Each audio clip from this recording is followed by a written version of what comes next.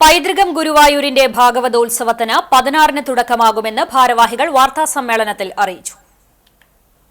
വൈകിട്ട് 4-ന് ആചാര്യന്മാരെ പൂർണ്ണകുംഭം നൽകി സ്വീകരിക്കും. തുടർന്ന് മഞ്ജുളാൽ പരിസരത്തു നിന്നും ആരംഭിക്കുന്ന ഘോഷയാത്ര ക്ഷേത്രക്കുളം പ്രദക്ഷിണം ചെയ്ത് യജ്ഞവേദിയായ ശ്രീ ഗുരുവായൂരപ്പൻ ഓഡിറ്റോറിയത്തിൽ സമാപിക്കും. 1008 മഹിളകളുടെ താലം, മുത്തുകുട, പഞ്ചവാദ്യം, നാഗസ്വരം എന്നിവ ഘോഷയാത്രയ്ക്ക് അകമ്പടിയാകും.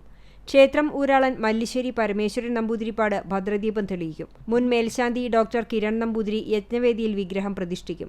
മെട്രോമാൻ ഡോക്ടർ ഇ ശ്രീധരൻ, പ്രശസ്ത ശാസ്ത്രജ്ഞ doctor Thara Prabhakaran, Guruvayur Devaswom chairman doctor V K Vijayan, മുൻ chief secretary V P Joy, Pathanamthitta Bharatiya Vidyabhavan secretary P I Sherif Muhammad എന്നിവർ 5 നിലവിളക്കുകൾ തെളിയിച്ച് ഉദ്ഘാടനം നിർവഹിക്കും.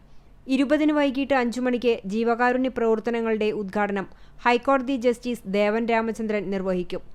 21-ന് നടക്കുന്ന ഗുരുവന്ദനത്തിൽ കവി രാധാകൃഷ്ണൻ കാക്കശ്ശേരി, അക്ഷരശ്ലോക വിദ്വാൻ അരിയന്നൂർ ഉണ്ണികൃഷ്ണൻ, വടക്കുംപാട്ട് നാരായണൻ എന്നിവരെ ആദരിക്കും.